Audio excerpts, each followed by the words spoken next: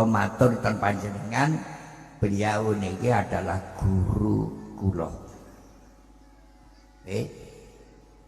Mboten kok kula ngaku, tapi diakoni. Nalika pembukaan Troloyo, kula kepanggih kalih beliau, podium pun dipasang.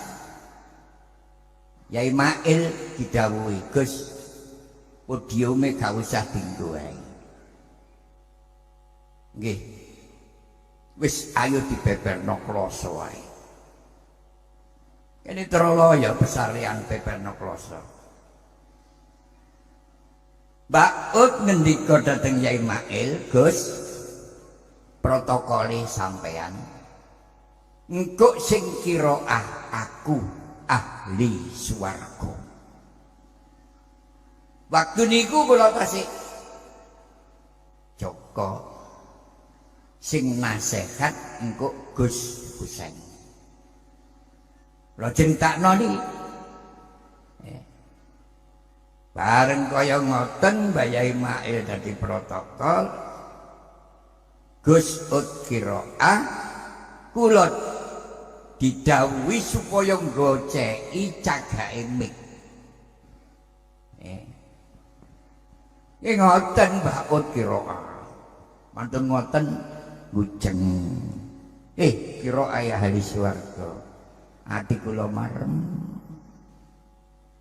Bareng tiba kula sing goceki cagake mik niku Mbak Ut. Kula mundur.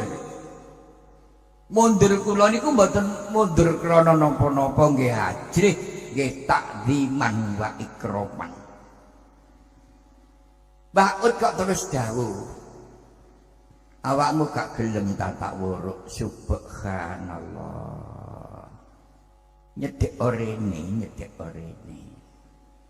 Dadi kula ngadeg Mbah Ut niki ten ngajeng kula kalih ngecoki cagake mik. Kiai-kiai sepuh ten buri kula niki supaya gak mundur, mepet. Dan kula niku alhamdulillahirabbil alamin. Mantun ngaos wong ajane mboten iso asline.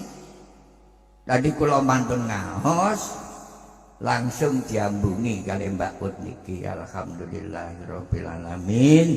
Gus Husain ngerti yo aku iki gurumu donya sampai akhirat. Kula terus titik cerita. Kula didhawuhi kaya ngoten beberapa hari, beberapa bulan kula niki iso bahasa seluruh dunia. Ngomong karo Londo cara Londo, ngomong karo Jepang cara ngono. Subhanallah.